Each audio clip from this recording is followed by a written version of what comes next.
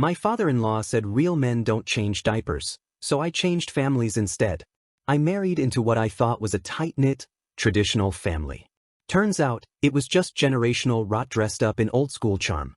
The root of that rot? My father-in-law. From day one, he made it clear that I was not the man he had envisioned for his daughter. I was too soft. I cook, I clean, I do laundry, I kiss my wife in public, I cry when I'm overwhelmed. Basically, I'm not him, and that's a damn compliment. When our first baby arrived, I took paternity leave. I wanted to be there. I wanted to witness every second of our daughter's first days. I learned how to swaddle, bottle feed, bathe, soothe, and yes, change diapers.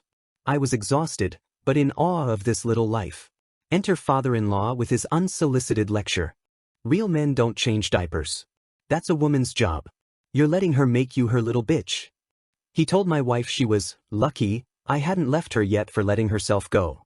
Mind you, this was 4 days after she gave birth via emergency C-section. She couldn't even laugh without pain, and this fossil was criticizing her for not putting on eyeliner. I kept my cool at first.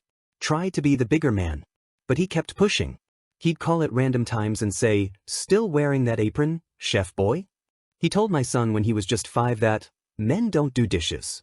He took our daughter aside and said, "Don't grow up too smart, sweetie, boys don't like mouthy girls." I told him to stop. He told me to grow a pair. Things came to a head when I came home one day and found my wife crying.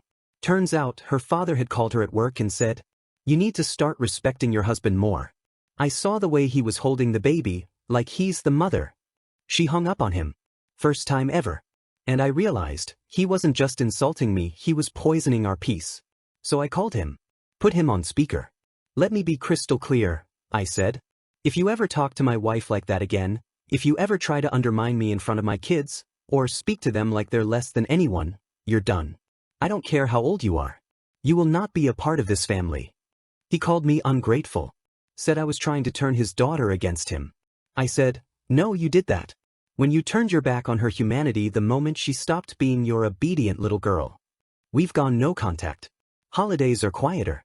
My wife misses the idea of a father, but not the reality. I now get up every morning and make lunch for my kids. I help them with homework. I paint my daughter's nails while we watch cartoons. I teach my son that loving people loudly is strength, not weakness. I kiss my wife every time she walks in the room, just to piss the ghost of his voice off. Because I'd rather be the man who cooks, cleans, and changes diapers, than the man who never did a damn thing but demand obedience. Father-in-law from hell, toxic masculinity isn't tradition, husband not servant, real men